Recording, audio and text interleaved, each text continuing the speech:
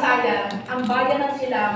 Kaya sabi nga, 3 araw ang fiesta dito sa bayan ng Silam. Kasi makasaysayan. So ang mga Israelites, sineselebrate po nila ito ng 3 araw. Then sabi nga, makasaysayan at napakahalaga sa kanila na fiesta ng pista ng Pasko. Dito pista ng yung kanang fiesta, hindi po yan tinutukay dito. At sabi nga yung 7 days, tumatagal 7 days. At pag sa Bible po, yung number 7 is the complete number in the Bible. Yung 7 number. Numero 7 ay complete number, which is the number of God. The number of God. So, yung number 7. At dito nga, ay nagtanong,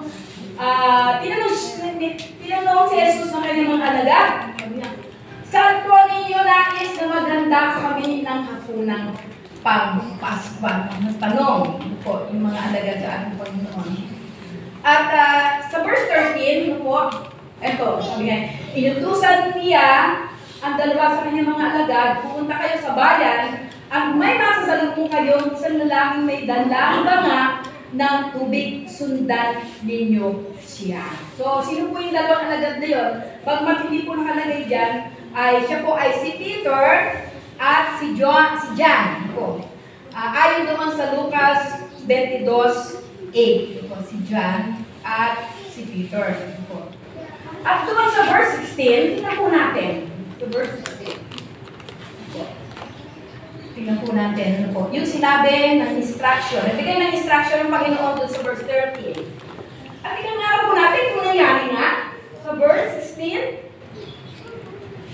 Sabi doon, nagpunta nga sa bayan ng mga alagad at natagpuan nila doon ang lahat. Gaya ng sinasabi niya sa kanila at inihanda nila ang hapunang pampalok. So, nakita po natin Sabi nga, what Jesus instructed them, sabi nga, ay exactly happened. Nangyari. Ano yung sinasabi ng Panginoon sa kanila? Yung instruction sa 13, pagdating sa 16, and exactly what Jesus said, sabi nga ay nangyari. Sabi nga, eksakto, walang bawas, walang kulang. So, ano kung makita natin, sa ating Panginoon? Ang Diyos, Jesus knows all. Alam ng Diyos ang lahat. Bago sila pinapunta doon, alam na ng Panginoon. Alam na niyang lahat. Kaya ang Diyos, sabi nga, ang ating Panginoon sa Kristo ay alam niya ang lahat ng bagay. At tingnan po natin ang John chapter 1, verse 48-50. Makita natin na si Jesus is the all-knowing God. Sabi dito, tinanong siya ni Nathaniel, paano niyo ako nakilala? Sumagot si Jesus, bago ka pa tawagin ni Felipe, nakita na kita nang ikaw ay nasa ilalim ng punong igos. Sumagot si Nathaniel, Rabbi, kayo nga po ang anak ng Diyos, kayo ang hari ng Israel. Sinabi ni Jesus, sumampalataya ka ba dahil sa sinasabi ko sa iyo? Sa iyong nakita kita sa ilalim ng puno ng igos, higit pa riyan ang masasaksihan mo. Sabi nga ay, kilala tayo ng Panginoon. Ang Diyos ang nakakaalam ng lahat ng bagay po. Kaya nakita po natin dito, sabi nga, kapag tayo po, sabi nga may sinabi sa atin ng Panginoon, sabi nga, tiyak, nangyayari po. Kahit sa kanya po mga salita.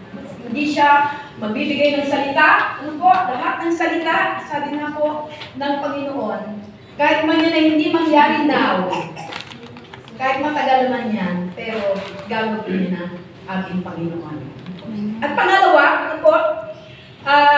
nakita po natin yung pagsunod, yung pagsunod ng mga alagad. Yan, yung kanilang pagsunod, sa pangalawa ang kanilang pagsunod. Alam niyo po, nung sinabi nga ng Panginoon na pumunta kayo doon sa bayan, ano ginawa ng mga alagad? Sila rin nagdahilan? Nag-alilangan ba sila sa Panginoon? na baka hindi totoo yung sinasabi ng Panginoon. Ano po, sabi dito po ay nagpunta nga sila. Ano po, sa verse 16, nagpunta nga sila. Ano po, kaya nakita po natin dito na sila po ay sumunod sa ating Panginoon. At bago tayo makasunod, ano po, sabi nga bakit sila nakasunod agad? Hindi sila nagreklamo, nagtanong sa Panginoon. Hindi sila nag-alinlangan sapagkat naandoon yung kanilang pagtitiwala. Andoon yung kanilang pagtitiwala sa sinabi ng ating Panginoon na pumunta sila sa bayan. Ano po, yung mga instruction na binigay sa kanila ng Panginoon, hindi sila nag-doubt, hindi sila nag-alinlangan, at nagpunta nga sila sa bayan. At anong nangyari? Totoo lahat. Ano po? Yung sinabi ng ating Panginoon. Kaya ang Diyos, ano po? Sabi nga, bago siya makagawa talaga ng himala, ano po, kailangan talagang tayo ay dapat maniwala. Katulad ng mga alagad. Ano po? At sabi nga, at bago tayo makasunod, kailangan natin ang maniwala. Amen. Ang sumampalataya, katulad ng mga alagad. Bakit napakadali sa kanila ang sumunod? Kasi, meron silang paniniwala. They trust Jesus, ano po, sa sinabi ng ating Panginoon. Hindi sila nag-alinlangan, ano po. Sabi nga ay naniwala sila at nagtiwala. Kaya kailangan natin sumampalataya tayo at magtiwala para tayo ay makasunod at makaranas ng himala. Sabi nga kung tayo naniniwala minsan sa mga tao, sa mga sabi, mas dapat tayong maniwala na po sa ating Panginoon kasi minsan yung tao, sabi nga, hindi naman minsan totoo yung sinasabi niya. Pero ang Panginoon, 100% exactly kung ano po sinabi ng Panginoon ay tama. So, ang ating kailangan po ay maniwala at magtiwala. Katulad po ng babaeng dinudugo. No? Dinudugo siya ng 12 years. Ang sabi niya, kasi nga very popular ng ating Panginoon. Talagang kalat na ang ating Panginoon yung nagpapagaling. At sa araw, inabangan itong babaeng na dinudugo 12 years na, sabi na ubos ang kanyang kabuhay, sa pagpapagamot, hindi siya makagaling.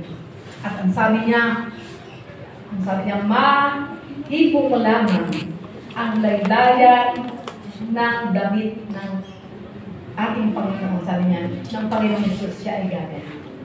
Naniniwala siya, sumasampalataya siya, nagtitiwala siya.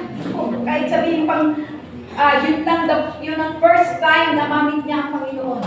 Pero naniwala siya sa mga narinig niya tungkol kay Jesus kasi niya ay very popular na. Balitang-balita na sa lupain na nagpapagaling na